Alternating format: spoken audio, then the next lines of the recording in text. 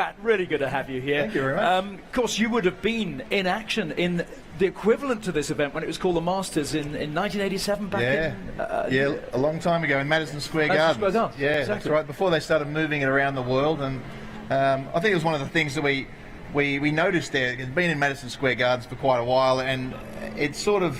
I think the New Yorkers, it's got so much to do in New York, they sort of taking it quite blasé about it, and half the time the people wouldn't turn up, and they thought we actually, at that stage, the ATP were going to break away from what was the MIPTC, right. which is sort of who owned the Grand Slams and Davis Cup. They ran the whole circuit, and when the ATP moved away, that was one of the things we said. Listen, the Masters or the finals has to move around the world, and what a success it's been. Indeed, but now it's found a bit of a home in London. I mean, it's been here 6 years now. What are your thoughts on it going on a little bit longer here? It's one more year for sure. Yeah, well, I mean, I love it because I live here, so it's fantastic. I like the idea of being here, but I also like the idea of the rest of the world seeing the greatest players in the world, because this is it's a fantastic venue. There's no doubts about this. It's one of the great venues for tennis. It is. I mean, right in the middle there with the lights, and what they've done is a great job. And I also love the fact that the doubles guys really get a go.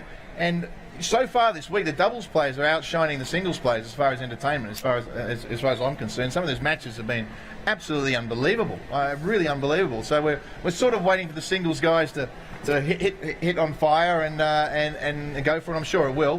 They'll catch on fire. Some great matches, but so far the doubles guys have been really exciting. It's a great point about the doubles, isn't it? Because probably the only other big platform doubles gets is in Davis Cup, and of course the atmosphere in any Davis Cup is absolutely huge, because you've got the home nation fans there in great numbers. But here, 17,000 in this arena are watching, as you say, some cracking play in the doubles, and it's what we play socially as well, most of us as well, isn't it? Yeah. I think the doubles is getting a bit of a raw deal, but I can understand it as well, because back in my day, we all played singles and doubles, and somebody asked me that the other day. Well, why don't the top singles players play doubles? And they do from time to time. But I realised that in 1984, and I got the semi-final at Wimbledon. I also got the final of the doubles.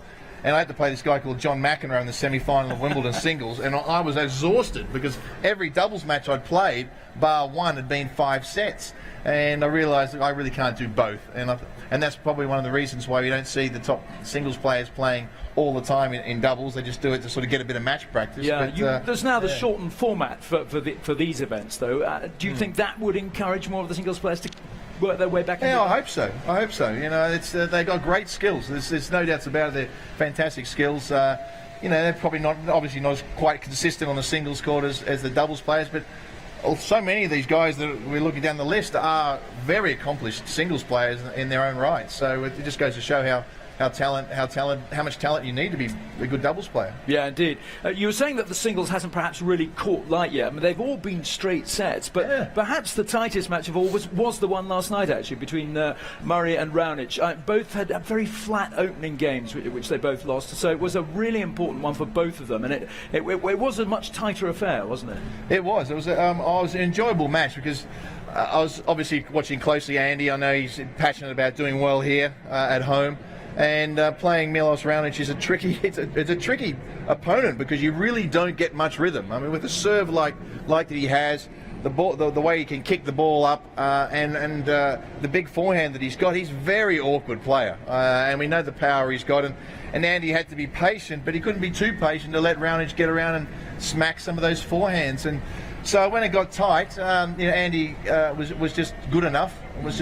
And well, Milos had a bit of a nightmare in his tiebreaker against Federer in his first match, and he had a bit of a nightmare when it got tight yesterday at 5-5 in the second set. And so he's probably not quite there.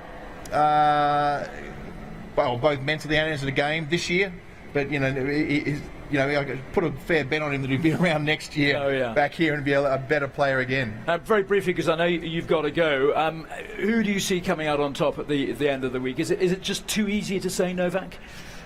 It probably is, but he's the number one player in the world. He's favourite for a reason. I wouldn't be surprised to see Roger holding the title, but it's possible that anybody, the other guys could as well. But You'd think that Roger and I think we'd love to see a Roger and Novak final.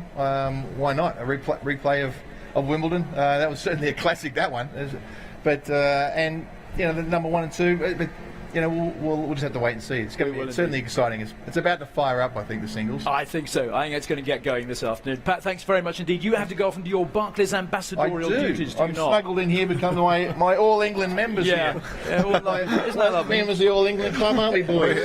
Rob, where's your membership? I got in the easy way. I'm the only Australian. This is how Australians get in. They've got to win the title again. There was a time with those quads we wouldn't have all been able to win this card. Yeah? Guys, lovely stuff. We'll hear from Miles Narvind, of course, shortly. But if you'd like to hear Pat talk about his all-time fantasy tennis tournament, then do visit the Barclays UK YouTube channel this Friday at 3 p.m. That's London time.